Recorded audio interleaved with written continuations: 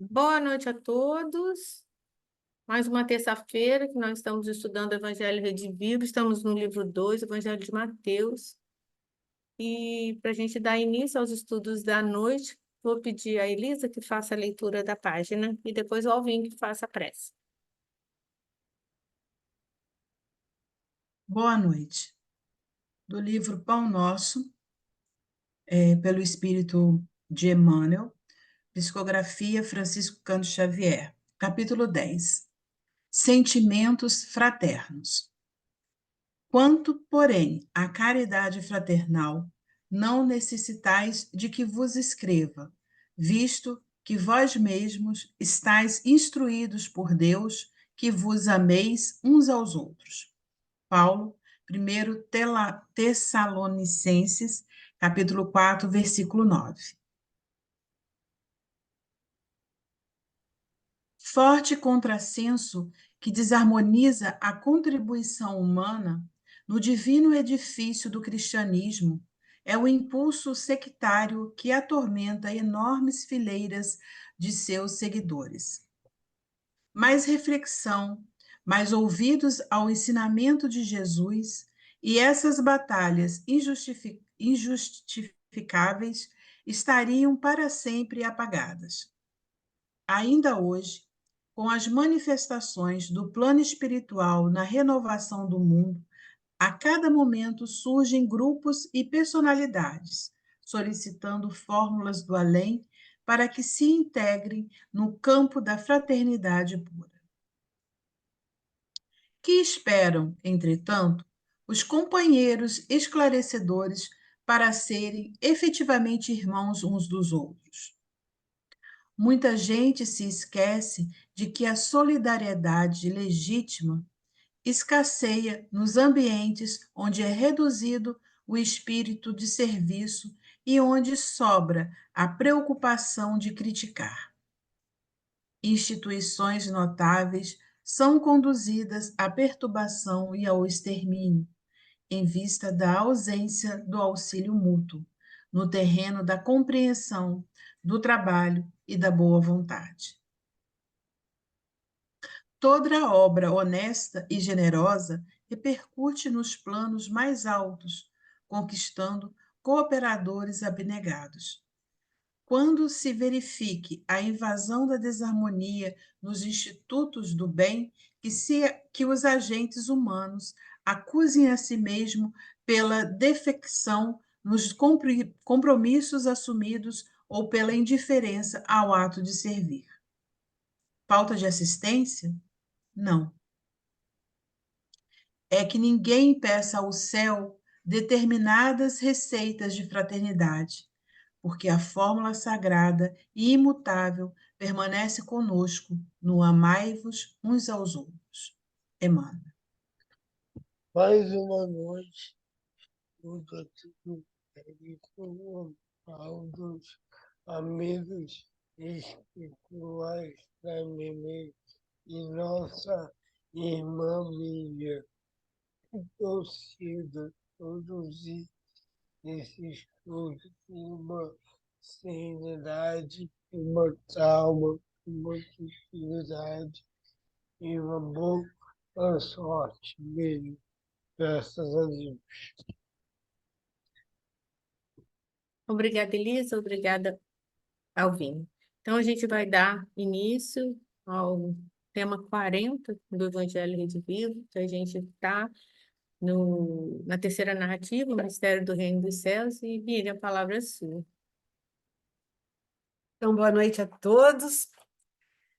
Como a Márcia falou, hoje é a terceira narrativa desse tema, o mistério do Reino dos Céus, né?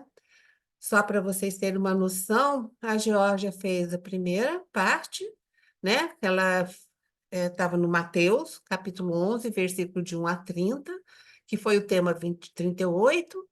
A Márcia fez a segunda parte, que já entrou no capítulo 12 de Mateus, ela fez de 1 a 32, que foi o tema 39. E hoje a gente vai fazer, então, a terceira parte dessa narrativa. A gente vai também continuar no capítulo 12 de Mateus, de 33 a 50, e é o nosso tema 40 do Evangelho Rede Viva. Esse tema, ele está dividido em 4 ideias, né? Que são as palavras manifesta o coração, que vai do 33, versículo, né, 33 a 37, o sinal de Jonas, do 38 a 42, o retorno ofensivo do espírito impuro, do 43 a 45, e os verdadeiros parentes de Jesus, do 46 ao 50. Então, são esses 4, né, essas 4 ideias principais que nós vamos, então, estar aqui conversando. A gente começa com o Evangelho, do Evangelho, do primeiro tema, né, que é as palavras manifestam o coração, e Jesus fala o seguinte, né, através de Mateus: ou declarais que a árvore é boa e seu fruto é bom, ou declarais que a árvore é má e seu fruto é mau. É pelo fruto que se conhece a árvore. Raça de víboras, como podeis falar coisas boas se sois maus? Porque a boca fala daquilo que o coração está cheio. O homem bom, do seu bom tesouro, tira coisas boas. Mas o homem mau, do seu mau tesouro, tira coisas más. Eu vos digo que de toda palavra sem fundamento que os homens disserem, darão contas do dia do julgamento. Pois por tuas palavras será justificado, ou por tuas palavras será condenado. Vocês têm alguma noção? Quando eu li esse pedaço aqui, né, da árvore boa, dar bons frutos, né? A gente já estudou isso, não, gente? Não tinha o Evangelho de Mateus, lá no capítulo 7, que ele falava: pelos seus frutos os conhecereis. Por acaso colhe-se uva dos espinheiros ou figo dos cardos? Quem lembra, eu dou até um bombom. Onde é que está isso, gente? Eu já até, eu já até falei o capítulo que não era para falar. Eu vou até perguntar, quem foi que fez esse tema? Mateus, capítulo 6. Ah, eu já falei isso, eu quero saber. Nós já estudamos isso ou não? Isso aqui é uma coisa que vocês se lembram?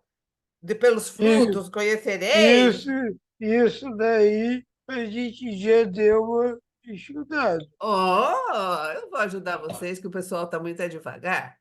Então, gente, olha só, foi lá no tema 25, Ele tipo que era sobre os falsos profetas. de- Quem foi que fez?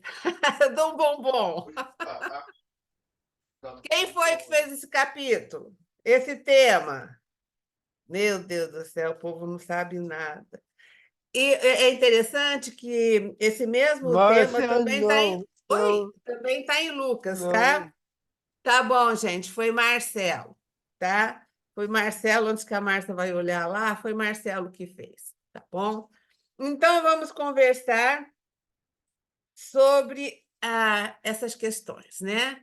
Então, essas ideias, nós vamos falando sobre as palavras, esses sentimentos, essas ações, e, na verdade, a ideia principal mesmo é a questão da coerência entre o que a gente fala e o que a gente faz, né?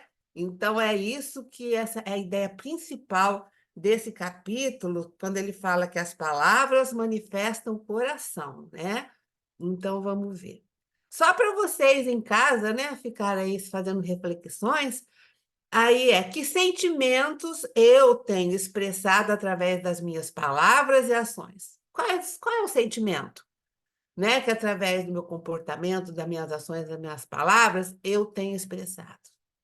Ou minhas palavras e ações guardam coerência com aquilo que eu tenho de conhecimento, daquilo que eu já estudei e estou compreendendo da doutrina espírita? E o Evangelho falou que é por minhas palavras que eu vou ser justificado, ou seja, ó, Boa árvore, bons frutos. Ou eu vou ser condenado. Corta essa árvore porque os frutos não estão bons. Ok? Então vamos lá, gente. Então ele traz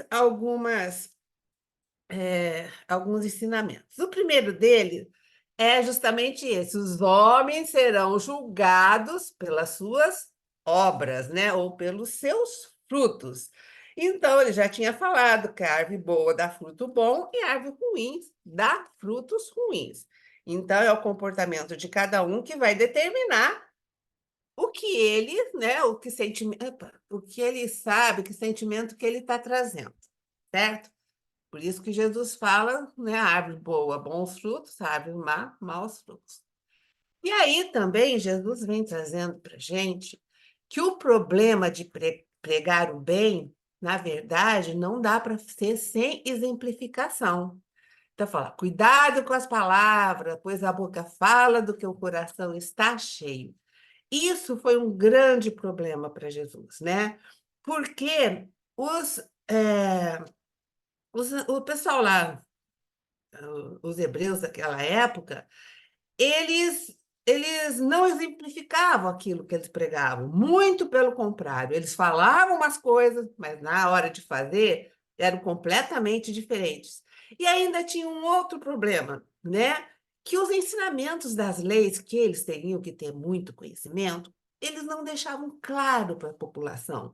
A população não entendia, isso é bem assim, né? Eu vou esconder um pouquinho, né, para eu ser aquele que domina, aquele que conhece, não é? Então, isso em todos os tempos.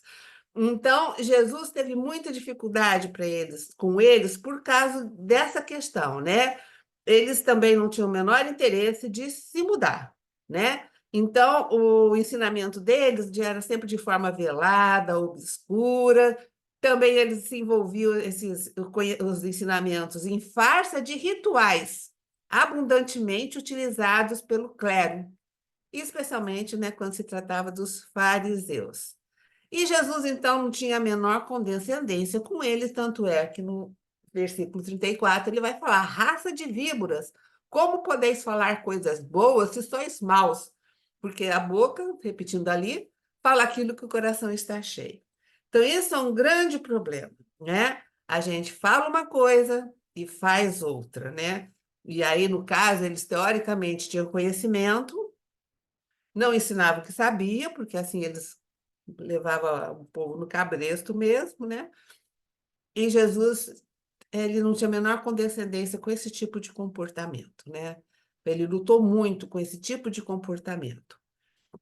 E o terceiro é: a conduta humana é representada pelo simbolismo do fruto bom ou mal. Ele já falou ali, mas o que que é?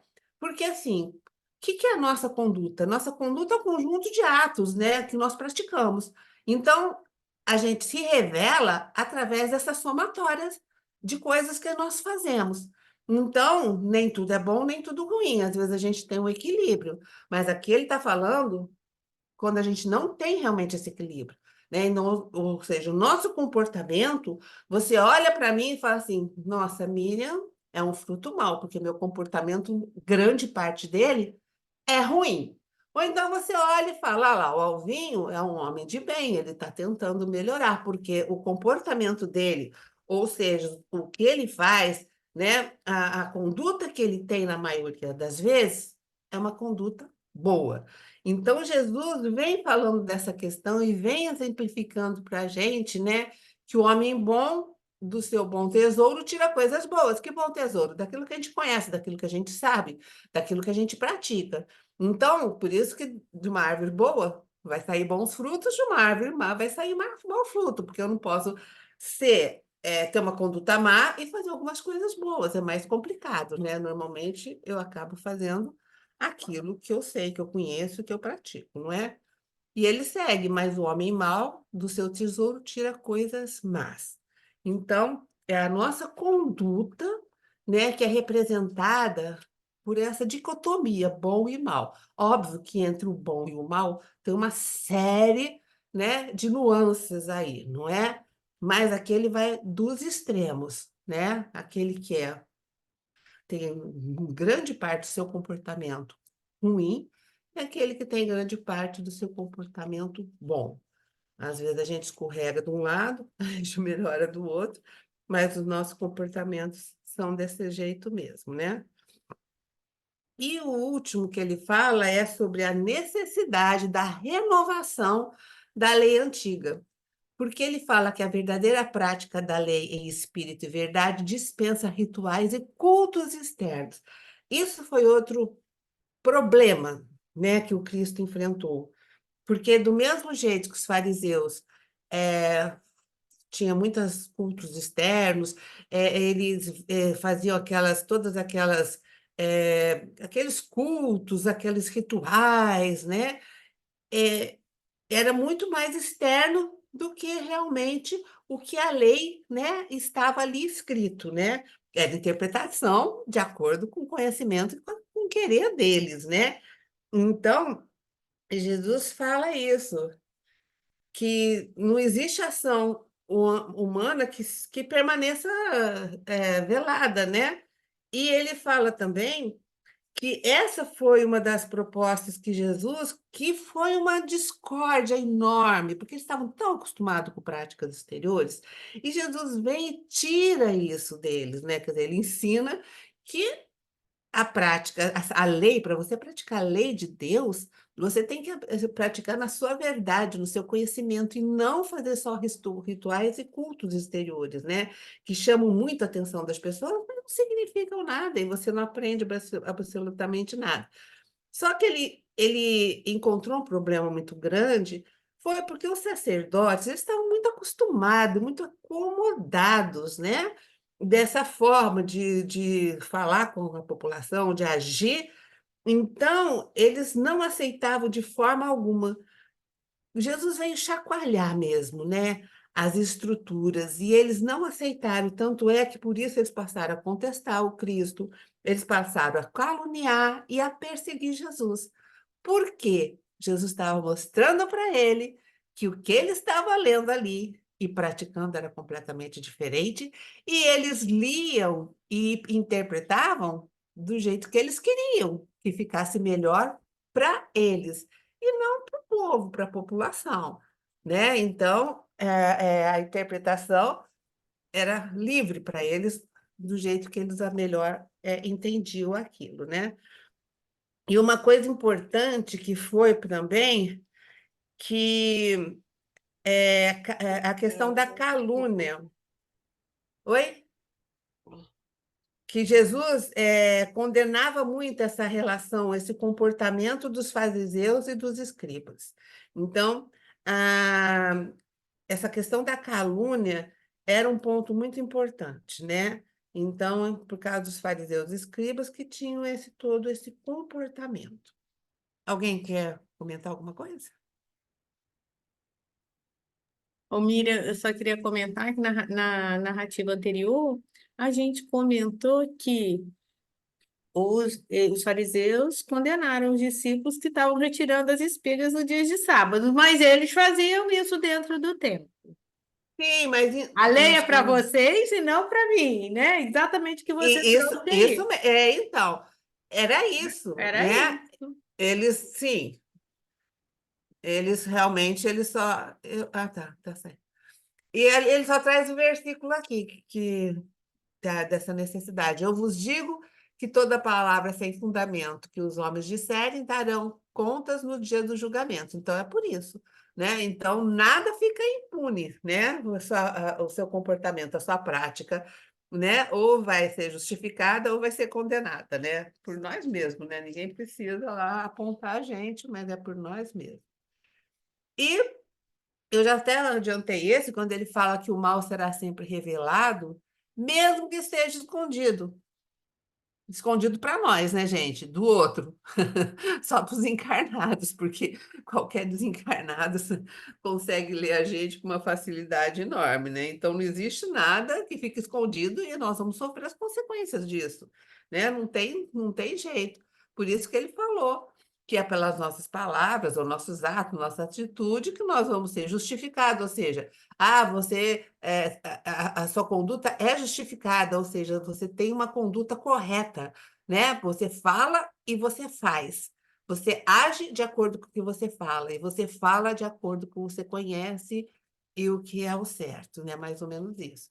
Ou então você vai ser condenado. É isso que Jesus tem falado aqui. E o Eliseu Rigonati tem um texto também bastante interessante, que ele vai falar das árvores e dos frutos também. Lá no Evangelho dos Humildes, né? Ele fala assim: a árvore é a religião. Os frutos são o bem e o mal que os adeptos dessa religião espalham. Então, não é a religião que é ruim, muito pelo contrário. Ruim somos nós interpretando os ensinamentos e fazendo deles como nós acho que está certo, não é? Então, o que nós estamos espalhando, as nossas atitudes, tudo que é o bem e o mal. Você fala, ah, não, o espiritismo não é uma religião, puta assim, né? Uma boa religião, não. Porque somos nós, os adeptos, aqueles que estudamos, que muitas vezes ou interpretamos ou não aceitamos e vamos nos comportar do jeito que a gente acha que deve. Então, não tem nada a ver com a questão da religião em si. E mais abaixo ele fala: uma religião para dar bons frutos deve seguir as leis divinas. Então, muito fácil, é só seguir as leis divinas que estão impressas na nossa consciência. Então, ninguém pode atestar ignorância.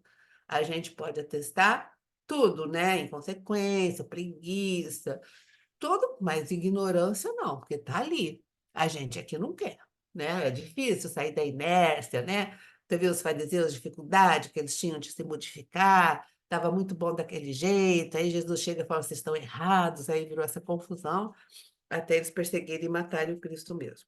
Então é isso. Aí ele continua dizendo que na Terra estão encarnados espíritos dos mais variados graus de adiantamento espiritual e desenvolvimento intelectual. Ah, basta a gente olhar dos lados. Sim, nós temos um planeta, né, de espíritos, assim, a maioria está lá na 10ª ordem, né, da escala evolutiva, ou seja, a última ordem da escala evolutiva. Poucos estão mais acima dessa mesma escala, mas nós somos um planeta de provas e expiações, então tem vários graus aqui, e assim, em todos os planetas tem vários graus, né? Inclusive nos mundos melhores, tem vários graus referente à estatura daquele planeta. O nosso está lá embaixo na escala. Então, né? Os nossos graus que variam aqui são graus de frutos ruins, né, gente? Mais ou menos, mais ou Ô, menos Miriam, bonzinho. e Oi. que você falou aí sobre a árvore, é a religião, né? E os frutos são bem e o mal que os adeptos da religião espalham. Isso, a gente trazendo aqui para a doutrina espírita, para o movimento espírita será o que os espíritas fizerem dele. É isso aí, Sim. tá, né? Como a casa espírita Né? é. Sim. O movimento em si, né? Ele é fidedigno. Nós, espíritas, é que É. deturpamos em algumas situações, né? De repente para interesses próprios, né? Sim, egoísmo, orgulho, né? Egoísmo, Eu penso desse jeito, tem que ser assim, porque eu sim, entendo dessa forma, né? Então, é por isso que nós deturpamos mesmo, muitas vezes não tanta maldade, mas com por ignorância, né? ignorância, E orgulho, né? A vaidade, aquela sim. coisa que tampa nossos olhos, né? E a gente não aceita que o outro está certo, a gente está errado. Então, isso é um grande problema. E ele segue dizendo: cada um de nós e o grupo a que pertencemos poderemos produzir bons frutos e maus frutos. Igual nós estamos falando aqui, obviamente, não é? Agora, a gente até brinca, né, que uma maçã podre estraga, estraga muitas outras boas, né? Mas a gente precisa ter bom senso, né? Mesmo dentro de um grupo, a gente tem que ter bom senso, né? Mesmo não tem saída, né? É conversar, debater, né? Para que a gente consiga, pelo menos, uma média aí de coisas boas. E ele segue falando, em virtude do grande esforço que o Espiritismo está desenvolvendo junto a seus adeptos para instruí-los nas leis divinas. Aí que é duro, viu, gente? Os espíritas têm por obrigação produzir bons frutos. Nossa, aí doeu, não é? Porque ele vem falando, olha assim, como a gente tem estudado, gente, né? A gente está estudando o Evangelho Redivivo, capítulo por capítulo, versículo por versículo. E a gente já viu esse versículo lá no Sermão das Montanhas, né? Então, assim, nós não podemos atestar ignorância. Ignorância a gente não pode falar, ah, Jesus, eu não sabia. Nossa, não temos vergonha na cara se a gente chegar lá e falar assim, ó, eu não sabia, né? É diferente, eu sabia, mas não quis fazer, né? Tava difícil, tinha que sair da inércia, né? Tinha que, ai, não, estava muito duro, eu preferi fazer do jeito que estava mais fácil. Então, aí, aceita, né? Aceita que você realmente pisou na jaca. Então, ele fala: nunca nos esqueçamos de que a base para a produção dos frutos bons é a regeneração das nossas almas. Ou seja, eu posso ser um fruto podrinho hoje, mas eu me instruindo, né? E não é só através do espiritismo, mas o espiritismo ajuda muito, né? Pela lucidez, pela clareza que ele traz. Então, eu posso me instruir em qualquer momento da minha vida, e aí eu começar aquele podrinho ir melhorando, né? E eu posso me renovar, e aí eu começo a produzir os frutos bem melhores, não é? Porque sem essa renovação íntima não é possível perfazer-se o progresso moral produtor dos bons frutos. Olha que coisa linda. Como é que eu vou melhorar? Como é que eu me regenero? Através do progresso moral. Como é que eu consigo o progresso moral? Estudando, gente, né? Instruir-vos, olha lá, né? Vamos nos instruir e vamos praticar, né? Então é isso, está aqui, é mole, não é? A gente precisa querer. Se a gente quiser, fica mais fácil. Eu sei que é difícil. Eu também tenho dificuldade, né? Às vezes a gente é complicado. Ok, eu acabei esse primeiro momento da árvore dos frutos. Alguém teria alguma coisa para colocar, para ajudar? Que nós vamos entrar em outro capítulo aqui, né? Em outra. Pode ser? Bom, agora é muito interessante. Acho que é o mais desconhecido, vamos dizer assim, de Jonas. Eu só sabia Jonas e a baleia. Não sabia nada de Jonas, mas, assim, quase nada dele, né? E foi assim uma surpresa para mim. Eu nem sabia o que que era esse sinal de Jonas, não sei se vocês estão também. Aí eu estou fazendo diferente da apostila, porque eu vou contar para vocês o sinal de Jonas. Eu estou trazendo aqui a Bíblia de Jerusalém, e é escrito pelo próprio Jonas, porque Jonas também foi um profeta. Nós vamos ver. Então, a história é assim, gente. Yahvé falou com Jonas, que ele era filho de Amate. Então, Yahvé, a palavra de Yahvé foi dirigida a Jonas. Yahvé falou para ele assim: levanta-te, vai a Nínive, a grande cidade, e anuncia contra ela que a sua maldade chegou ao fim. Então, Deus falou com Jonas que ele tinha uma missão para ele ir nessa cidade, chamava Nínive, que ficava lá na Síria, porque era uma cidade que estava com problemas morais, né? Ele então tinha que ir lá converter o povo de Nínive.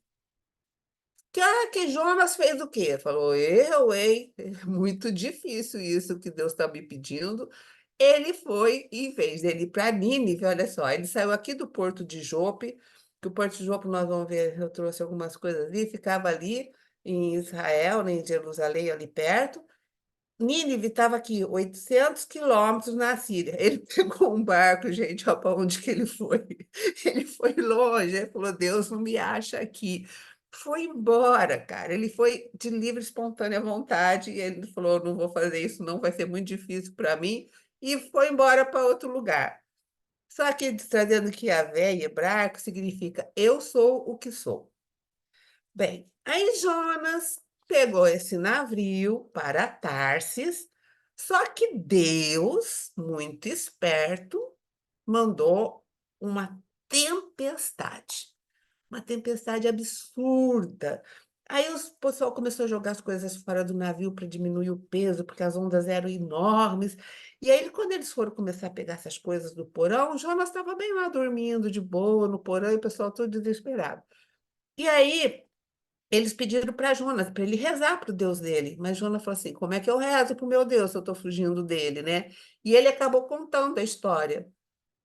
E aí, eles começaram a entender que aquela tempestade tinha sido mandada por Deus por causa do Jonas.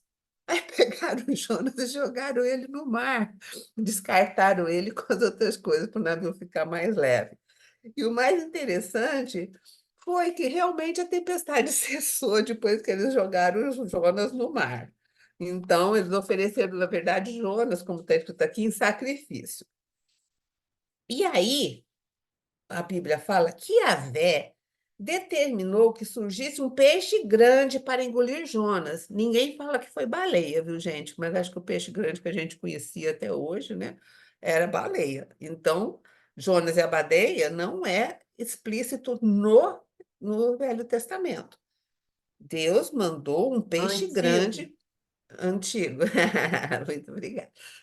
Deus mandou um peixe grande para engolir Jonas. Jonas ficou 3 dias, gente, na barriga do peixe, 3 dias e 3 noites na barriga do peixe. Aí Jonas, o que que ele fez? Orou para Yahvé, né? E aí ele prometeu tudo, né? Prometeu um monte de coisa para Yahvé, que ele ia para Nínive, que ele ia fazer tudo que Yahvé quisesse. E aí Yahvé, então, pede para o peixe, falou para o peixe para ele vomitar o Jonas. E aí ele vomitou o Jonas e o Jonas chega na terra firme. E o interessante é que ele acaba indo para Nínive e ele realmente consegue fazer com que a população de Nínive seja evangelizada, ou seja, convertida, porque não tinham um Deus único, né? Eles eram ali da Síria, então eram múltiplos deuses e tal. Aí tem todo um texto que eu não vou ler, mas então até o rei de lá, tudo, sabe? Porque primeiro ele fala para, mas ele chega lá e ainda fala: olha só, se em 40 dias vocês não se converterem, Deus vai acabar com vocês. Era bem assim a coisa, né? E eles se converteram, certo? Só para vocês terem uma noção, a Tarsis é uma cidade que se localiza, o local dela não tem uma localização muito exata, mas saindo aqui de Jope, ela fica mais ou menos aqui, né? Mais ou menos até Cartago, aqui no Porto Fenício, que na verdade é a Espanha. Então, ó, Nínive, tá aqui, tá vendo? É uma cidade de importância da Síria. Atualmente ela chama Mossul e fica no Iraque. E ela está descrita no livro realmente de Jonas como uma cidade extremamente grande e demora 3 dias de viagem para chegar lá. Isso aqui é o que pus, mas é a mesma coisa que ele está falando ali, né? Eu que botei isso aqui, mas é a mesma coisa que eles estão ali. Então, essa foi Nínive, para onde Deus mandou Jonas ir. E é, esse Jope aqui, esse porto, né, que eles chamam de Jaffa ou Jopa aqui, que é a parte sul mais antiga de Tel Aviv, foi realmente no passado uma cidade portuária, considerada uma das mais antigas cidades portuárias do mundo. A partir de 1950, Jaffa, chamada Iof em hebraico, foi integrada a Tel Aviv, agora ela pertence a Tel Aviv, formando uma única municipalidade. Por essa razão, a cidade de Tel Aviv, israelense, hoje recebe o nome oficial de Tel Aviv-Yafo. E foi aí que Jonas saiu para Tarsis, né? Que ele foi engolido para baleia, aquela coisa toda, né?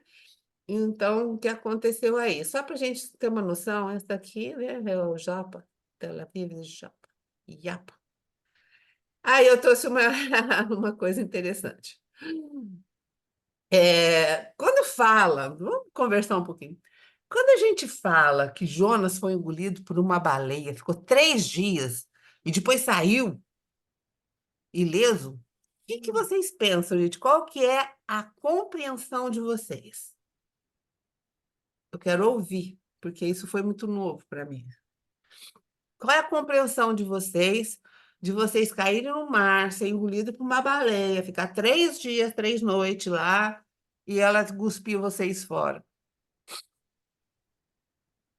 Eu acho que é uma figura de linguagem, né? As coisas eram muito alegóricas. Então, eu acho que, não sei, você falando aí, eu fui imaginando as situações. O que que eu imaginei? Ele ficou no mar, porém não numa baleia. Ele, de repente, em alguma ilha, em alguma. Eu imaginei uma coisa assim. Uhum. É como, vou dar um exemplo do que eu estou falando, é igual a divisão do mar, né? Tem aquela alegoria da divisão do mar, só que a gente sabe que não aconteceu isso. Ah, mas tá. Né? Então, eu acho que isso, como tudo isso, principalmente da primeira parte, muito alegórica, Uhum. como você foi falando, é história que eu também não conhecia, e eu fui reportando para essa parte dele ficar 3 dias em um determinado local e aí depois seguir para a cidade de alguma forma. Não sei se eu estou falando besteira. Aham. Alguém mais? Ô, Miriam, eu penso numa reflexão.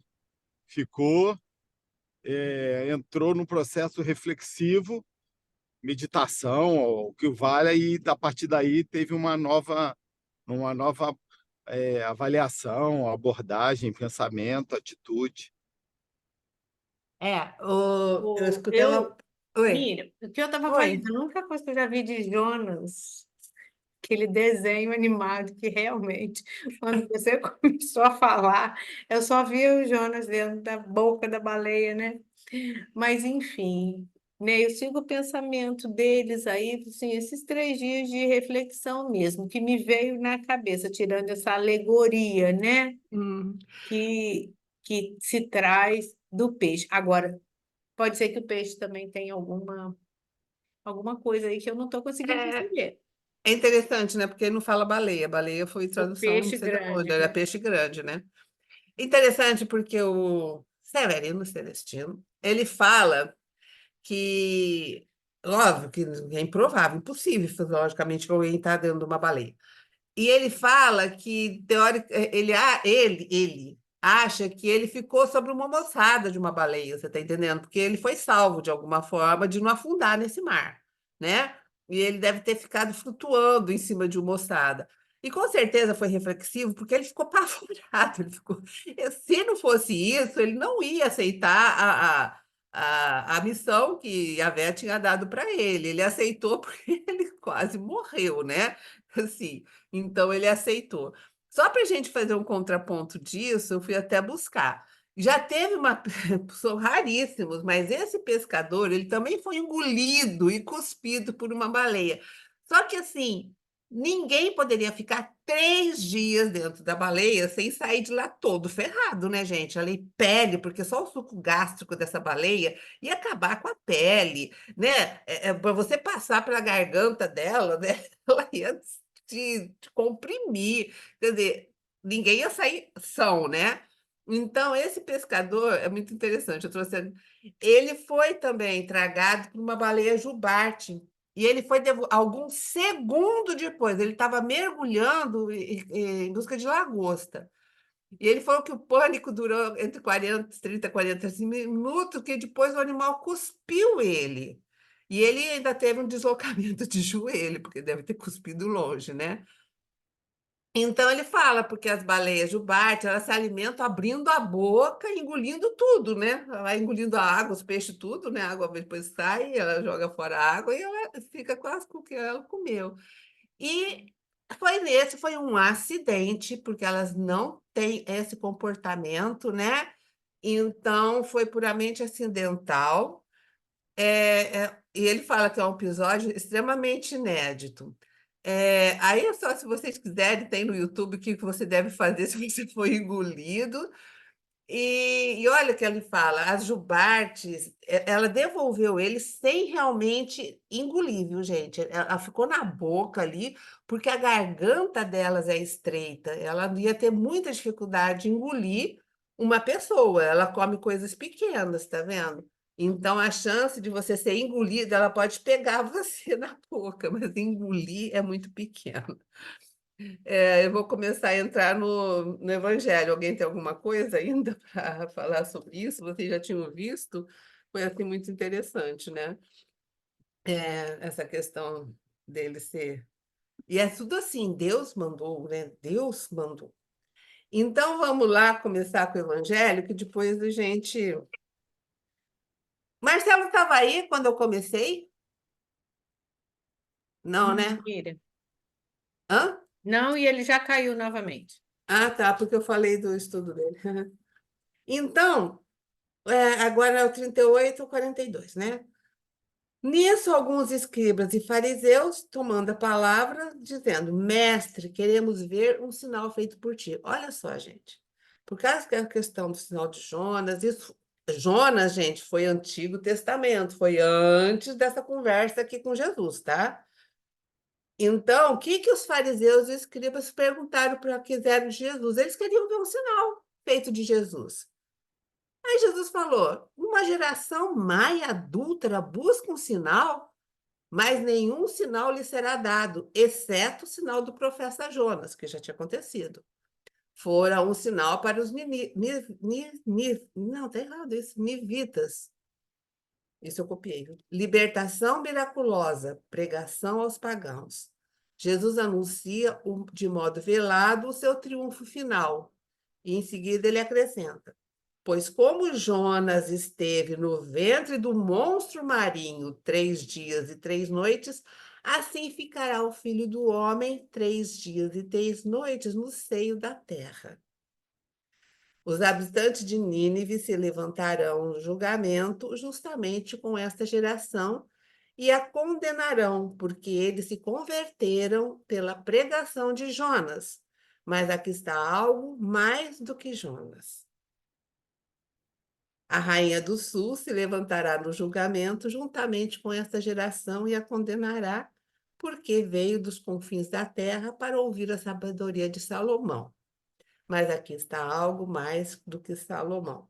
Então, ele está mostrando, nós vamos ver devagar, que assim, apesar do sinal de Jonas, apesar da rainha do sul, que é a rainha de Sabá, ter se convertido por conta de Salomão, da sabedoria de Salomão, dos ninivitas terem se convertido porque Jonas foi lá, enfim, os ensinou, mesmo eles tinham alguma coisa muito maior do que aquilo que era o ensinamento que ele mesmo estava dando. E os profetas, os escribas e os fariseus pedindo para ele um sinal. Tudo que ele tinha feito, para eles não era nada. Eles ainda estavam buscando sinal. É como a gente virar para assim: ô Jesus, olha só, estou estudando Espiritismo até uns 10 anos, mas eu preciso de um sinal do Senhor para eu acreditar nisso tudo. É mais ou menos por aí, sabe? Eu quero um sinal. Ele vai mandar uma baleia aqui para me engolir.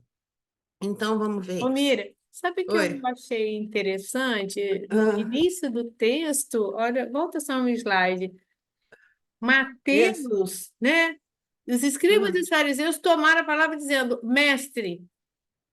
Os escribas e os fariseus chamando Jesus de mestre, eu achei isso muito É, interessante, porque eles não consideravam Jesus um mestre, isso, quer dizer, foi né? escrito de Mateus, a gente não Mateus, né? sabe se A deve forma como por ele, deferência, né? O mestre era para ele, Mateus, né? sim, É era verdade. para ele, Mateus. Então, queremos um sinal. Então, vamos ver aí. Essa aqui. Então, vamos lá. Então, essa primeira que a Márcia falou é o primeiro versículo, né, do que a gente está estudando. Vamos ver. Aí, esse texto não é do livro, tá, gente? desse Craig aí, Kenner. Ele fala assim: o pedido por um sinal que os fariseus fizeram, né, os escribas, revelou o caráter perverso do coração daquela geração.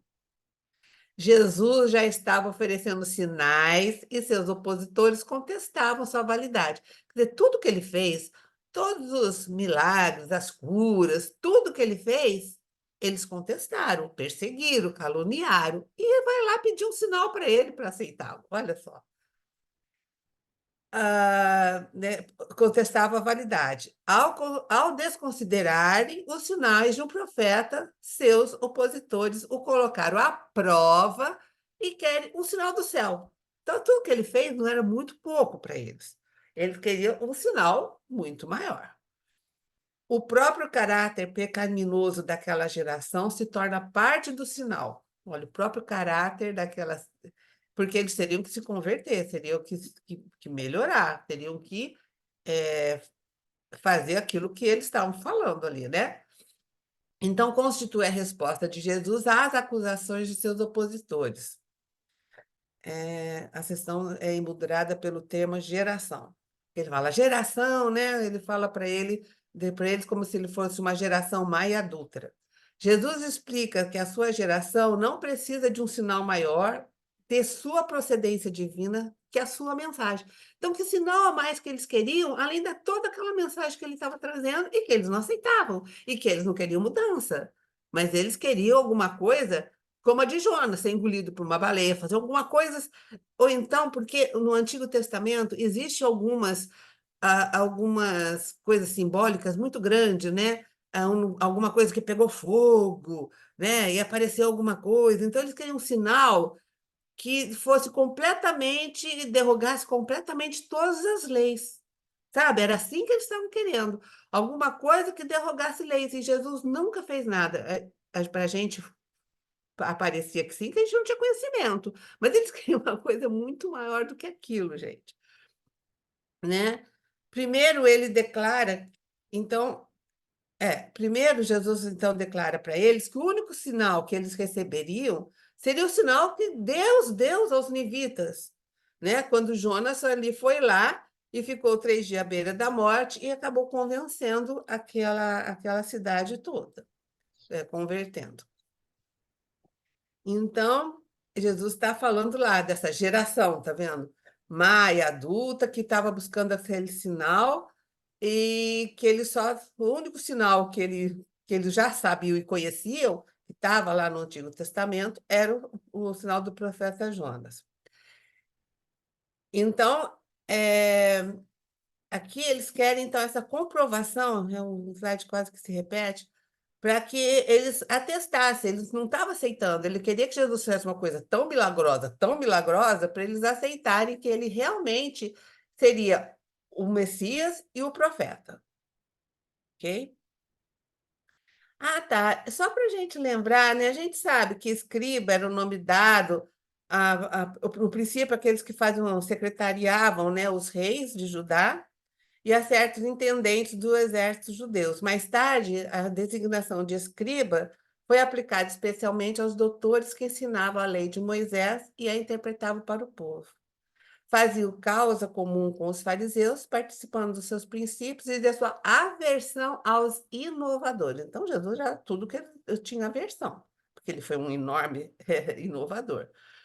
Por isso que Jesus Jesus o envolve na mesma provocação. Então, o Celestino que fala, né, que no povo hebreu eles tinham duas classes, existiam no povo hebreu, os escritos e fariseus. E os dois cuidavam, olha que perigo, né? Os dois cuidavam da Torá escritas,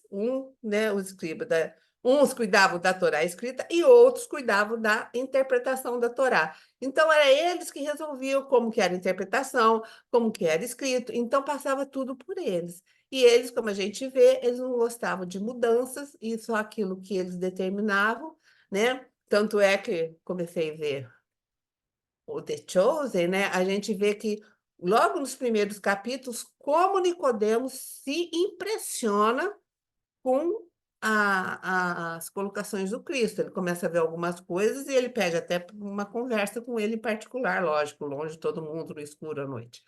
Mas ele se impressiona, porque não era comum eles quererem mudanças ou eles quererem entender aquilo que Jesus estava fazendo.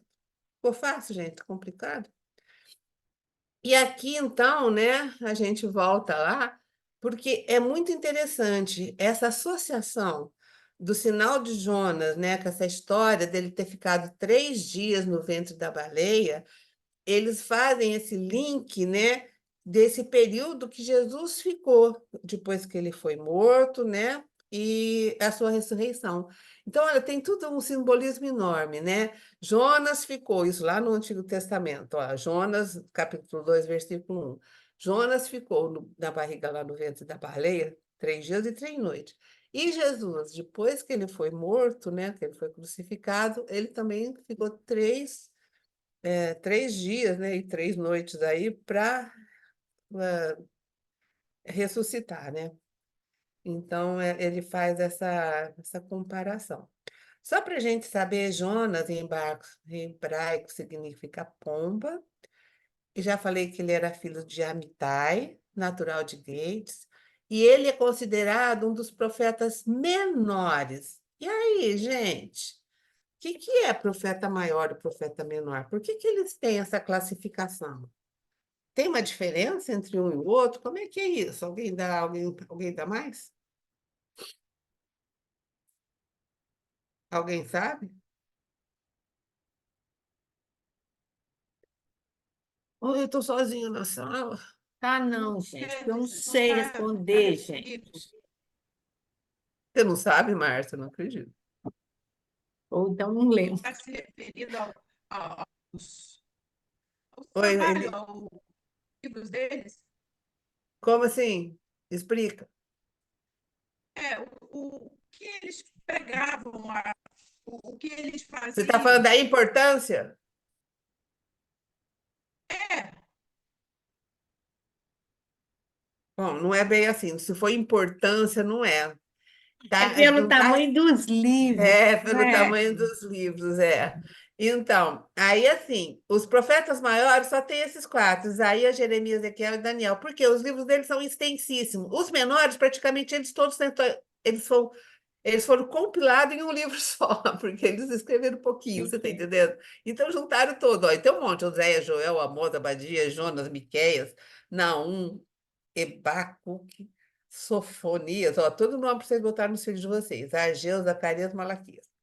Então, esses são os menores. E Jonas fazia também parte dos profetas menores. Eles escrevem assim, capítulo com 2 versículos, sabe? Coisa pequena mesmo. Então, vamos continuar. E aí ele está perguntando também, o que quer dizer quando Jesus faz referência a alguns povos gentílicos? Porque os ninivitas eram gentílicos e as regiões do sul, que era governada pela rainha de Sabá, que é a rainha do sul, essa rainha de Sabá, também eram gentílicos. A gente lembra muito dos povos gentílicos através de quem mesmo, gente? Barnabé, Pedro, Tiago, quem que é mesmo? Paulo. Paulo. Paulo, pois é. Mas isso foi muito antes de Paulo, tá, gente? Isso do Antigo Testamento, muito antes de Paulo, tá? Então, por quê? O que ele faz? Eu já cheguei a falar algumas coisas. Por que Jesus faz essa relação? Ele fala, né, para os fariseus, os escribas, que o único sinal era o de Jonas e que teve resultado. O sinal de Jonas lá, o que o Jonas Teve, fez, teve teve. resultado. Esse é o, né? E está até aqui, né, o texto evangélico, né, que ele fala que os habitantes de Nínive vão se levantar no julgamento, juntamente com esta geração, com esta o quê? Dos escribas dos fariseus, e vão condenar, porque eles se converteram na pregação de Jonas e os fariseus e os escribas que Jesus estava ali encontrando com ele queriam um sinal.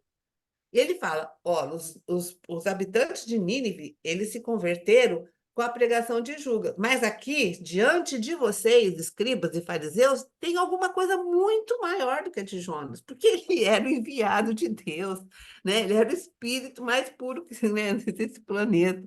E do mesmo jeito ele fala, a rainha do sul, a rainha do Sabá, também ela vai se levantar no julgamento com essa geração e vai condenar vocês do mesmo jeito que os de Nínive. Por quê? Porque ela veio lá dos confins do mundo para ouvir a sabedoria de Salomão e ela se converteu. Ou seja, a rainha de Sabá, que era lá da região, ai, eu não sei de onde, eu esqueci, ela saiu lá da região dela, foi atrás de Salomão e se converteu e converteu o reino dela. Do mesmo jeito que Jonas foi e converteu o pessoal de Nínive. E ele estava ali em carne e osso, fazendo todos os ensinamentos e eles queriam um sinal. Então ele falava do mesmo jeito, né? Tem algo mais aqui que Jonas e tem algo mais aqui que era Salomão, que era ele próprio, que estava ali fazendo coisas que eles nunca tinham visto antes, e eles não aceitavam, não acreditavam, porque o que ele fazia obrigava a eles a mudar de hábitos, a mudar de atitudes, a serem diferentes, a falarem e fazerem o que eles falavam, ler as escrituras de modo diferente e ensinar a população também de modo diferente, não é?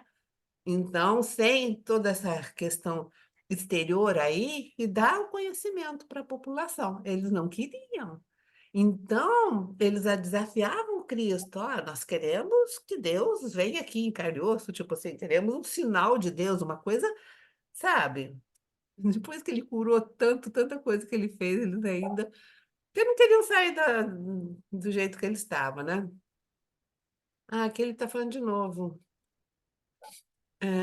Então, ele está reforçando que tanto Nínive quanto o reino que governava a Rainha do Sul, eles eram esses povos que não conheciam a religião judaica, eles desconheciam, né? Então, os dois realmente se converteram após essa o Jonas e o Salomão, então, conversar com essa rainha de Sabá, ok?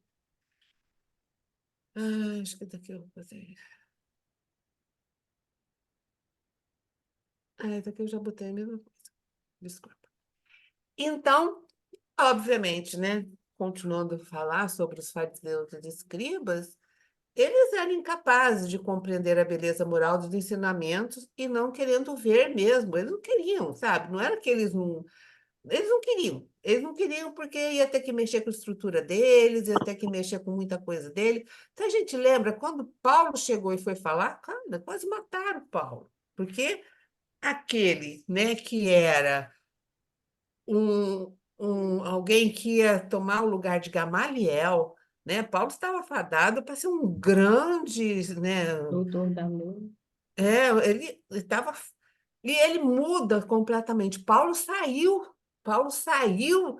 dessa mesmice. Ele mudou realmente, né? Coisas que eles não queriam fazer, né? Então, o que eles fazem com quem não pensa igual eles, quem não age igual eles? Eles ficaram assustados com Jesus e muito com Paulo também, que assim mudou as estruturas do que eles sabiam, eles não queriam, né? Então, Paulo também foi escorraçado, nossa, coitado. As primeiras tentativas dele foram terríveis, né? Só aquele Foram, apedrejamento lá, eu não sei como é que ele saiu vivo, não. não, várias vezes, né? Mas estou falando desde a primeira, quando ele recupera a visão ali mesmo em Damasco, né? Que ele Sim, vai. Nossa, até o amigo dele, a hora que olha para ele, já não queria mais papo com ele. Estou cheio de gente aqui na minha casa, imagina que você vai aparecer assim, todo maltrapilho, maltratado. e Não dá. cego, Cego. os cegos, os doentes eram considerados Não, amaldiçoados por Deus. então, com certeza, não queria saber dele. Então, Ô, Jesus. Miriam, Oi. quando você começou, a gente começou a ler, né?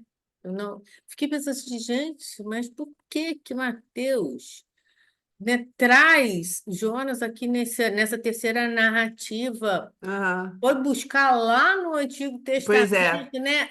E aí, é claro que Jesus falava para aquelas pessoas, porque eles conheciam isso, que para a gente é desconhecido do Antigo Testamento, Sim, só que eles assim, conheciam essa história. Eles conhecia essa história. conheciam que para a gente Então, é novo. Então, ele tanto é que eles trouxe, né? conheciam que eles querem um sinal como o de Sim, Jonas. Engolido é. para baleia, você está entendendo que Eu Deus preciso. falou com ele. Porque isso Sim, foi Jonas que fala, né? E a Vé falou comigo. isso.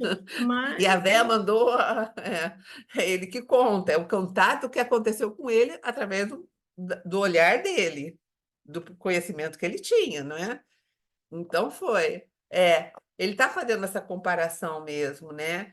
Que apesar de tudo, Jonas e Salomão, eles conseguiram. E Jesus ali não conseguia mudar eles, né? É isso que ele está fazendo esse paralelo, só para né? você se organizar, são 8 horas, tá?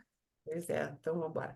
Então ele fala que curando os doentes, Jesus queria mostrar o verdadeiro poder, que o verdadeiro poder é aquele que faz o bem, aliviando o sofrimento de todos, né? Conquistava as criaturas pelo coração e fazia prosélitos mais numerosos e sinceros, do que se encantasse com maravilhas que apenas lhe tocavam os olhos, como se fosse um prestidigitador a desempenhar sua parte no espetáculo, que era o que os escribas e fariseus queriam, né? Coisas exteriores maravilhosas, espetaculosas, e que é que nem fogos de artifício, né? Explode lá no céu e depois não tem mais função nenhuma, né? Só faz barulho e pode ser até bonito.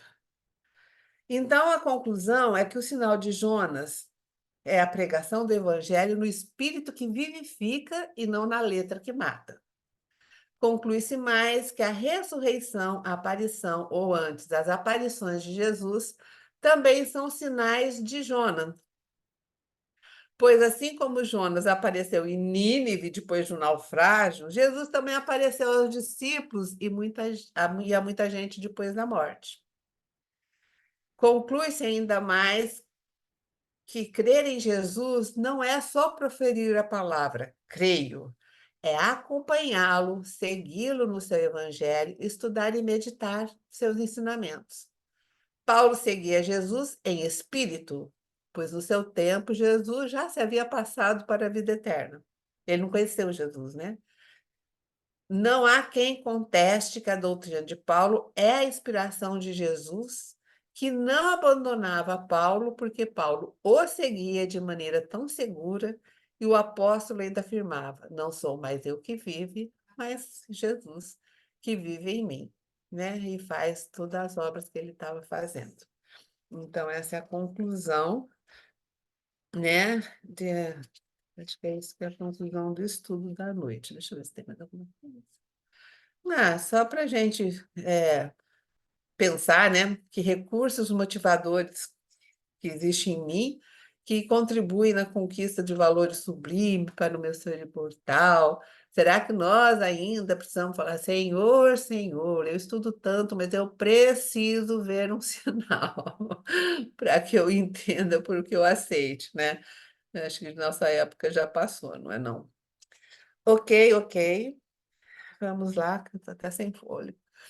Agora a gente vai. São os dois, acho que são mais fáceis. Esses que é o retorno ofensivo do espírito impuro, que a gente não vai entrar muito, né? Mas ele vai falar aqui que quando o espírito impuro sai da boca, perambula por lugares áridos, procurando repouso, mas não o encontra, então diz: voltarei para a minha casa de onde saí. Chegando lá, encontra desocupada, varrida e arrumada.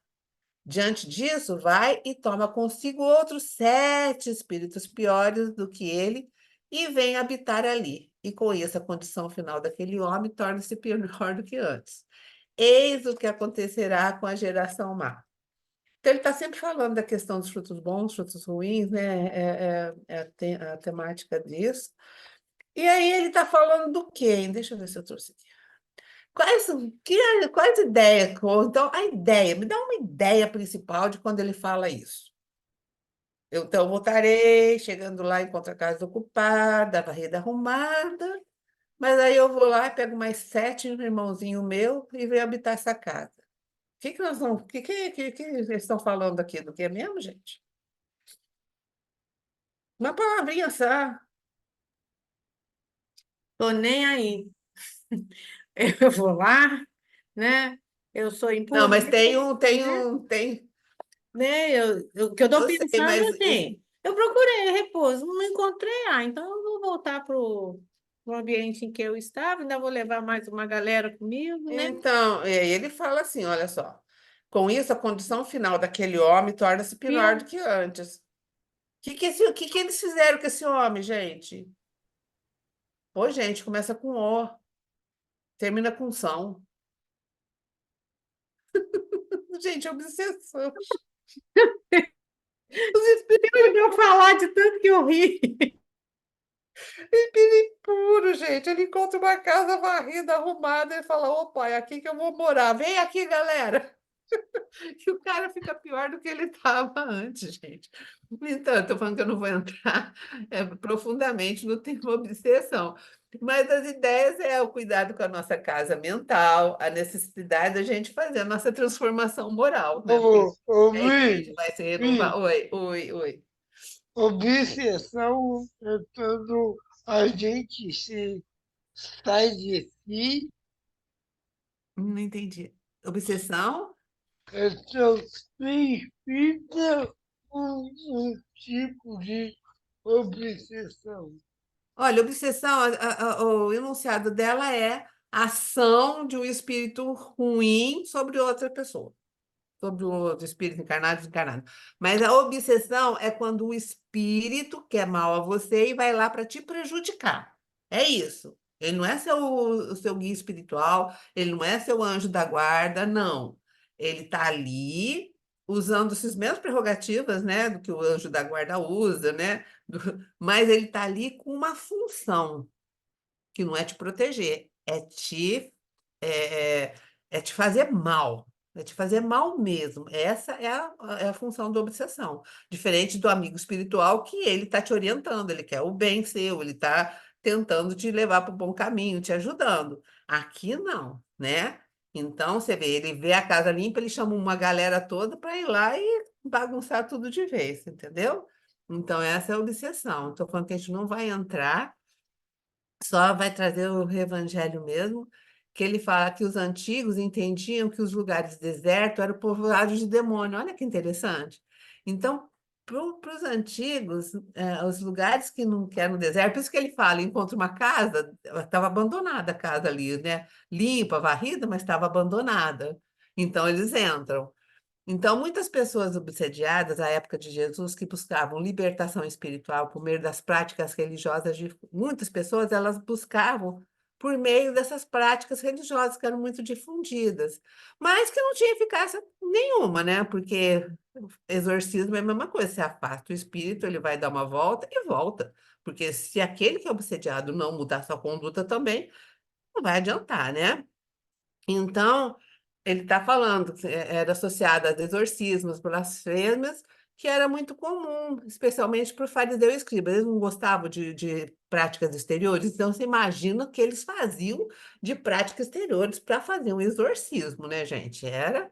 Aí o Chose começa com isso, né? O Nicodemos vai lá fazer exorcismo na Maria, não é? De Magdala. Ele vai exorcizar a Maria de Magdala. Só que ele não consegue, né? Quem consegue é Jesus. Então ele não consegue, porque Jesus tem outra prática diferente do que Nicodemos tinha. Então ele continua falando como práticas externas, os resultados eram ineficazes, não provocando a necessária renovação espiritual. Falei, precisa mudar. Base da desobsessão, a despeito de existir no judaísmo a noção da existência de espíritos que poderiam ser a causa do processo obsessivo. Então, eles conheciam.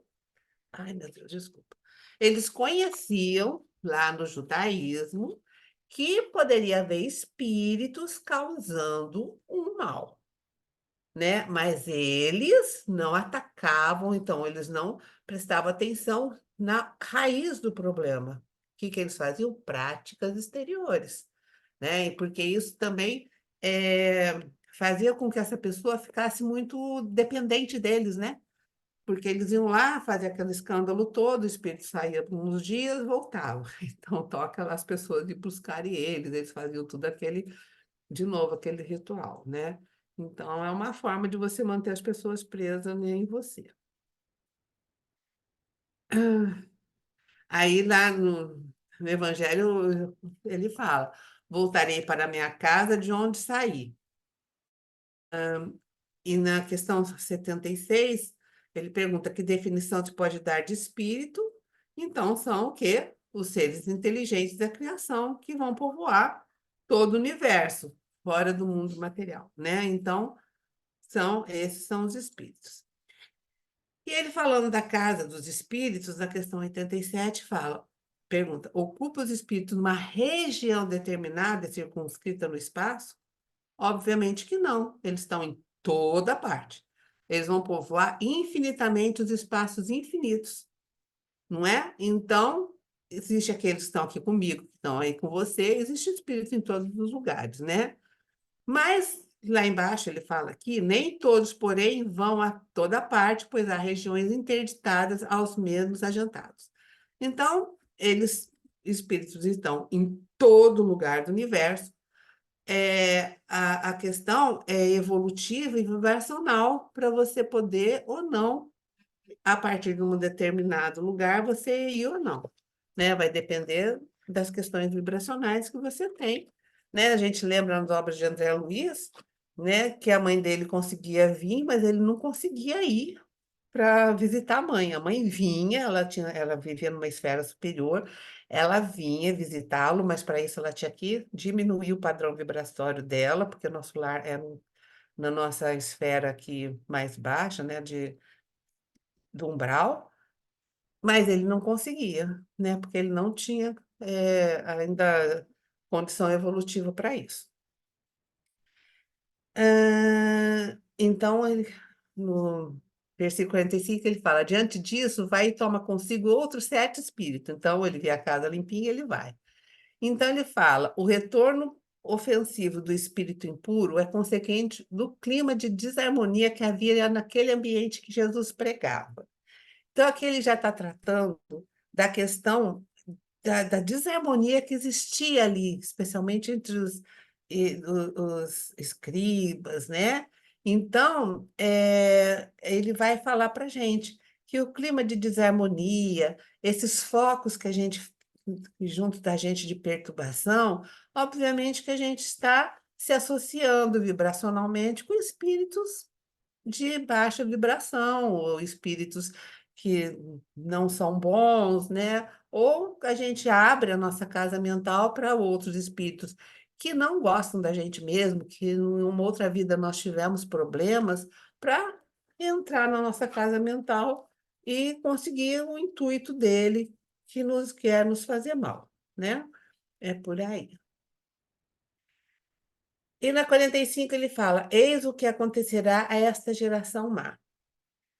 Então, é aquilo que a gente falou desde o primeiro, que é a questão da transformação moral. Jesus falava isso demais, e os escribas não escutavam, né? E de se vivenciar em espíritos e ensinamentos da lei. Então, continua falando, então, eles obliterados pelos cultos externos, né? Então, assim, qual é a nossa renovação? O que que a gente precisa fazer? Transformação, sim, mas a transformação, sim, moral. Base do Evangelho para a gente fazer a nossa melhoria moral. E por isso que era difícil lá, por causa desse clima de tensão, de intriga, de controvérsias, que os próprios escribas e fariseus estavam constante, né? Porque assim, cada um quer ser melhor do que o outro, cada um tem coisa melhor. Se eles eram aqueles que interpretavam a Torá e escreviam a Torá, então cada um deles, sabe, tinha aquelas hierarquias, né? Então aquele que era o chefe, né? O que era considerado mais de maior conhecimento, detinha então algumas coisas, né? Especiais. Então aí era complicado, né? Então, por isso que o clima não era bom, então essas sintonias com as entidades perturbadoras eram muito mais tranquilas, né? Eram mais fáceis de acontecer, porque nós já vimos ali no outro, né? Que aqui que ele fala foco de perturbação, clima de desarmonia, tudo isso ajuda, facilita a esses outros espíritos estar com a gente. Aliás, é muito mais fácil, né? Para a gente dar guarida a espíritos da nossa estatura para baixo do que para cima, né, gente? A gente tem que se esforçar para melhorar a nossa vibração e a gente está junto deles. E Manuel ainda, deixa eu ver se eu acho. Manuel esclarece, irmã. Quando se verifica a invasão da desarmonia nos instintos do bem, que os agentes humanos acusem a si mesmos pela defecção dos compromissos assumidos ou pela indiferença no ato servido. Então, assim, a gente precisa estar atento, porque a gente pode perceber que a nossa desarmonia também ajuda a que a gente é invadido por esses espíritos, né, que nos querem mal. Então, a gente precisa prestar atenção, né, até em tudo isso que a gente faz, a questão de ser bom fruto, da árvore boa, está trazendo tudo isso aqui, né?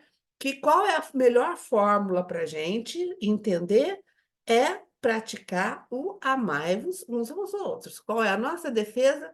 Transformação. De que forma? Transformação moral. E a gente consegue isso, né, a partir do momento que a gente realmente ama a todos. Né? O amor, como dizia o seu Terra, cobre uma multidão de pecados. Ixi, ainda tem essa daqui. Ainda ele pergunta: influem os espíritos em nossos pensamentos e nossos atos? Acho que todo mundo sabe de cor essa resposta. Sim, influi muito mais do que a gente imagina, e de ordinário são eles que nos dirigem. Então, a gente está envolto, como se Paulo falou, numa nuvem de espíritos. A qualidade dessa nuvem depende do que eu faço, do que eu penso, do que eu faço, do que eu sinto. É assim, né? Isso vai determinar a vibração que eu tenho, e essa vibração que eu tenho vai me associar, eu entro em sintonia com os espíritos, né, que estão ali afinizando comigo, ok? Ai, meu Deus. Então, ele está falando aqui naquela questão que não adianta a gente doutrinar os espíritos obsessores e encaminhar. A gente precisa do quê, né, gente? De se transformar. A transformação da gente é que vai fazer com que a gente melhore. Olha só, nós estamos estudando o livro de André Luiz, Missionário da Luz, e a gente estudou justamente segunda-feira sobre obsessão, não é? Então, assim, é muito importante, não é? A gente querer. Nem reunião mediúnica, se o encarnado, principalmente, não se mudar, não quiser, fica difícil, né? Ninguém consegue, eles até se esforçam, mas a gente tem que entender, porque a partir do momento que eu entenda a minha necessidade de mudança, eu tenho um caminho árduo pela frente. Quando eu não entendo, o meu caminho é 3 vezes árduo. Difícil porque não tem saída, né? Eu vou sofrer até eu entender a necessidade da mudança. Então, aqui para vocês pensarem como é que está a casa mental da gente, né? Com quem é que nós estamos sintonizados. Eu espero que nesse momento com os espíritos bons. E finalizando, meu Deus do céu, aí ele vai falar: essa daqui, gente, nós já vimos também, não vimos? Os verdadeiros parentes de Jesus. Quem é a minha parentela espiritual? Mas acho que até eu mesmo já fiz um pedaço da outra vez dele falando dessa parentela dele, não é? Então, vamos ver. Lá no Evangelho. Então ele fala: estando ainda a falar às multidões, sua mãe e seus irmãos estavam fora procurando falar. Eis que tua mãe e teus irmãos estão fora e procuram falar-te. Respondeu Jesus àquele que os avisou: quem é minha mãe? Quem são meus irmãos? E apontando para os discípulos, com a mão disse: aqui estão minha mãe e meus irmãos. Porque aquele que fizer a vontade do meu Pai que está no céu, este é meu irmão, minha irmã e minha mãe. Imagina a cara dos outros ficaram horrorizados de ver o que Jesus respondeu, né? Todo mundo achou que ele fosse correndo abraçar os irmãos, a mãe. Não, ele falou assim: quem é minha mãe? Quem é meu irmão? Todos que estão aqui são minha mãe e meus irmãos. Então, nós já conversamos sobre isso, é um assunto que a gente já tratou, né, em outros momentos aqui do Evangelho Redivivo, porque ele está falando dos laços espirituais, né, da fraternidade entre nós todos, né? E ele vem falando da família consanguínea e da família espiritual, que nós sabemos que elas são diferentes, né?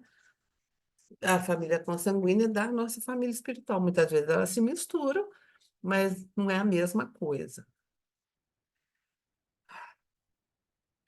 Rigonati fala assim: aqui Jesus começa a pregar a fraternidade universal. Olha que coisa bonita. Quando ele fala isso, a gente fica, olha, como é que Jesus possa falar uma coisa dessa? Na verdade, ele está falando, somos todos irmãos. A despeito dos laços transitórios do sangue, somos todos irmãos, filhos do mesmo Pai que é Deus.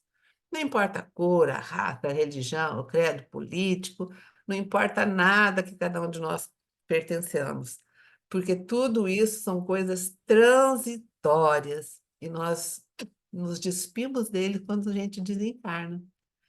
Como os laços, né, consanguíneos também são transitórios e nós nos despimos pelos desencarnes, não é isso? E ele fala que eles permanecem, na verdade, em questão da afeição, da simpatia que une os espíritos. Aquele que foi meu pai, minha mãe, meus irmãos, os laços sanguíneos, quando a gente morre, acabam. Mais do que os laços de amor que eu fiz com eles, esses vão continuar sendo, independente deles ter sido meu pai, meus irmãos, minhas mães, meus amigos, eles vão continuar sempre. Não é? A gente se reúne em família porque é importante para a gente caminhar junto, porque é importante que as nossas famílias são famílias muitas vezes difíceis, porque são ali que nós conseguimos nos melhorar, né? no- resgatar muitas coisas que nós fizemos. Então, é importante a família, sem ela a gente não consegue. Mas depois, quando a gente volta para a parte espiritual, não tem exatamente o meu pai e minha mãe, somos todos irmãos, né? E a gente vai ser essa família universal cada vez mais, né? Então, quantas vezes que a gente tem irmãos de sangue, nunca a gente não consegue estabelecer com ele vínculos realmente profundos, né? E não é só porque ele é meu irmão de sangue que eu tenho esse vínculo profundo, né? E ele fala, porque o corpo procede do corpo, mas o espírito não procede do espírito. Quantas vezes eu posso, com esse meu irmão, ter tido embates complicados, pensamentos diferentes, vivemos uma vida completamente diferente, e nós já até falamos, às vezes, com amigos, a gente tem muito mais similitude, muito mais afeição, muito mais carinho, né? Porque a gente já viveu com eles outras vidas, nós não temos problema, né? Não trazemos problemas para desenvolver, né? Então, a gente sabe que tem dois tipos de família, aquelas que são constituídas pelos laços espirituais e a família dos laços corpóreos. Obviamente que os laços espirituais, esses são para sempre, né? Os corpóreos, a gente pode não criar laços exatamente, né, maiores, mas através das outras várias vidas, essas coisas podem ir mudando, né? Que mais? E aqui ele está falando da solidariedade, né? Da importância da gente ser solidário, né? Especialmente da gente prestar atenção nas questões do conflito, nas questões da desarmonia dentro da nossa casa, dentro do nosso trabalho, enfim, em volta de nós, né? Então, nós precisamos, né, nos nos munir, né, de muito bom ânimo, de vibrações muito boas, né? E aqui, de novo, ele vem falando na questão dessa fórmula imutável, que é o amar-vos uns aos outros, né? Então, esse é o... Ah, já acabei. Então, esse último a gente já viu várias vezes, né? E a gente acha que... Bom, em todo caso, vocês ficaram alguma dúvida, que eu passei mais rápido esse? Mas que a gente já viu em algumas vezes, né, esse estudo. Ah, vocês falaram com Jesus hoje? Alguém gostaria, gente, de fazer algum comentário? Só bons, tá? Ruins eu não sei. Então, que nem os É, fariseus e escribas. essa oportunidade da gente estar estudando juntos é muito boa, né, gente? Porque assim, a gente vê, é muito difícil, sobretudo o Antigo Testamento, a gente, né, tentar entender essas palavras. Jesus do céu, é muito complicado. Que bom que a gente tem esse facilitador que está nos ajudando nessa É, compreensão. Algumas pessoas comentam, é muito difícil o Evangelho Redivivo. Mais difícil seria se nós não tivéssemos o Evangelho Redivivo para estar nos auxiliando, não é? nossa, muito Nesse complicado. entendimento, porque não é fácil realmente para nenhum de nós. não é? Você vê, Principalmente essa às vezes frase, você acha, nossa, não que sabe tudo, mas Jonas para mim foi o. Eu não nem é? sabia que ele tinha evangelho. Não é? A gente não sabe de Você nada, né? pegar, é bom aí que você vai pegar a Bíblia de Jerusalém. Eu falei, não é que ele está aqui mesmo? Não é que ele tá? É isso aí. E a gente está na fase do conhecer, né? Naquele caminho que a Alcione deu para a gente. É, Agora a gente tem que meditar nisso tudo para depois começar a sentir e vivenciar. É tudo um processo. A gente não vai conseguir fazer de uma hora para outra. Claro que não. Somos espíritos ainda muito criancinhas, vou usar uma palavra mais gentil para todos nós, né? Espíritos imaturos, né? Infantis, que ainda necessita de uma grande caminhada, mas estamos no caminho. Esse é o que importa, né? Esse é o caminho. Então, na é. fase do conhecer. É E isso. aí a gente percebe também, Márcia, no caso do pessoal, é, que quanto mais você vai tentando entender e vai tentando se modificar, mais difíceis vão ficando as provas que a gente tem que enfrentar para provar se atender, para provar que realmente entendeu. Porque aquilo vai mostrar se você tem ou não tem resignação, resiliência, se você entende que alguma coisa no passado pode ter provocado isso, seja neste passado ou nos passados anteriores, entendeu? Eu acho que. E a gente entender e aceitar isso, e sem raiva, Sim, sem tem revolta, né? revolta, é uma coisa É complicada. E verdade. às vezes a gente até precisa de ajuda de um médico, um psicólogo, uma coisa Sim, desse tipo, é muito natural, porque é um sim. processo de crescimento. Um processo de crescimento espiritual é extremamente doloroso para todos, Você está coberta entendeu? de razão, Solange. Porque você começa a bater de frente com um monte de coisa que você nem percebia que estava Tá, acontecendo naquela amplitude. é verdade. Tá? Mas eu acho também que quando a gente tem essa noção que o conhecimento traz responsabilidade, também fica bem complicado, né? É melhor a gente não ter Ei, é melhor a gente não saber de nada. a Mas, ignorância é uma bênção, né? A gente costuma é, dizer. o- mas tem outra questão. Hoje eu passei uma situação meio complicada, assim, eu fiquei muito irritada. E aí eu só lembrava os estudos que eu fiz tantas vezes sobre perdão, eu falava, ai, que droga. Aí eu falava, eu não quero justiça, eu quero revide. Nós já falamos isso sobre segunda-feira, né? Eu só pensava assim, o que você está pensando não é justiça, é vingança. Eu com raiva de mim de pensar isso, sabe? Olha, foi duro, viu? Voltar para o prumo, me aprumar, assim, de não vou mais pensar isso, vou mudar, eu vou olhar para o outro lado, deixa eu olhar o lado bom, sabe aquela Deixar esse coisa? instinto do homem velho falar Nossa, alto, né, mas Miriam? te Nesse- chacoalha, cara. Hoje eu teve uma Posso hora que Que bom que fazer, você conseguiu. Oi, eu vim.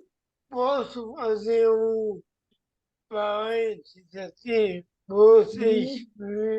Vocês viram que eu dei uma saída do mais vezes seguido. Ah, eu não vi. Se eu tivesse visto, eu ia chamar sua atenção. Não Não, vi. sabe por quê?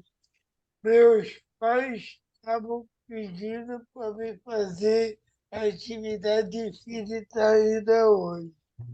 Eu, eu, tava, eu não estava tendo perder esse raciocínio dessa nossa reunião.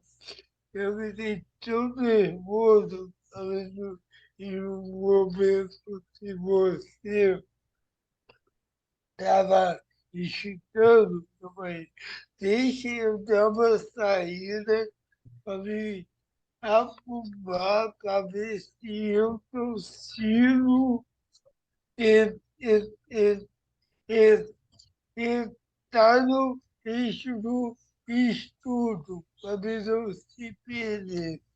Então, sou- Alvin, você assiste novamente. Eu vou colocar o link mais tarde no grupo. Você vê de novo. Você vai ver como vai ficar mais fácil a compreensão para vai, você, não é? vai, Tá bom? vai. Então, meus queridos, mais um passo, né, que a gente dá. Na semana que vem, a gente vai receber uma visitante, uma conhecida que eu fiz em Niterói, a Denise Rocha. Ela tinha combinado comigo que ia falar um pouco sobre o Evangelho e a doutrina espírita, porque a palestra que eu ouvi dela, ela fez uma viagem desde o livro A Caminho da Luz até o Pentateuco, e foi muito bom. Ela falou de uma forma muito didática, de uma forma muito simples, e ela acabou envolvendo a todos. Então, a Denise vai estar conosco na semana que vem, tá? Ô, Então, Márcia, e aí como a gente faz? Agora mudou a exposição, né? Da quarta-feira, estou falando, a gente fica perdendo essas coisas, né? e De a um quarta expositor que vem de fora, né? de fora. A gente agora na terça-feira é o nosso. Falar. Oi, Thelma. Eu acho que a gente tem que falar. Eu acho que quando tem uma coisa diferente, que não é daquela Lá na rotina, quarta-feira, né? Uhum. tem que falar. Aí Isso. sim, aí chamar, né, a atenção, ou bota um aviso daquele, né? Vou ter que fazer aviso, nem Isso, eu vou sabia pegar a disso. foto É, dela, vou Mas... passar para aquele mim. aviso Porque eu, chamativo, normalmente eu né? sei como eu faço, eu sabia. Agora, se não está prestando atenção, às vezes vai passar. Então, eu Tá vou ótimo. passar. Boa lembrança, Thelma, da gente divulgar isso, né? Porque eu já botei no slide o Severino e do dia 21, que é do caminho, né? Então, Ah, Você tá. vê, vai até Muriqui só, né? Conceição. Conceição, ele vai em Muriqui e Conceição. A Muriqui ele Muriqui vai na também. sexta e o Conceição ele vai no sábado. Acho que ele deve ter Ah, tá. dividido. É uma boa pergunta para o Severino, essa parte do Jonas. Mas eu estudei. Então, ele que fala que fisiologicamente é impossível isso acontecer e que ele acha que ele ficou numa alçada de baleia. Ah, é. Ele flutuou numa alçada de baleia. Aí. Eu mando o link para Ah, vocês. Eu tenho o boa. link Boa. dele. Então, Ele gente, fica muito vamos. gerando em torno Isso. Nós vamos encerrar o nosso estudo da noite, até para eu encerrar a gravação. Pedir para a Thelma, você faz a nossa prece final? Ah. Então vamos, nesse momento, agradecer a Deus mais uma vez pela oportunidade das nossas vidas, pela oportunidade de estarmos aqui reunidos em seu nome, em busca de mais esclarecimentos, em busca de renovação espiritual e moral. Esse que é o nosso objetivo, né? Essa transformação moral. Através dela nós conseguimos a espiritual.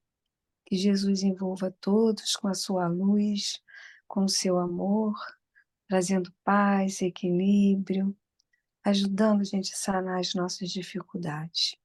Obrigada, Pai. Tenhamos todos uma boa semana, com graças a Deus. Assim seja, graças a Deus. Obrigada, Thelma. Obrigada a todos, gente. Uma ótima noite. Até amanhã. Então, no meu e-mail, está recebendo o Jorge, que vai falar sobre o mundo espiritual. Jorge do Caminho, Verdade e Vida. Boa noite. Boa Boa noite. noite, Com gente. Deus.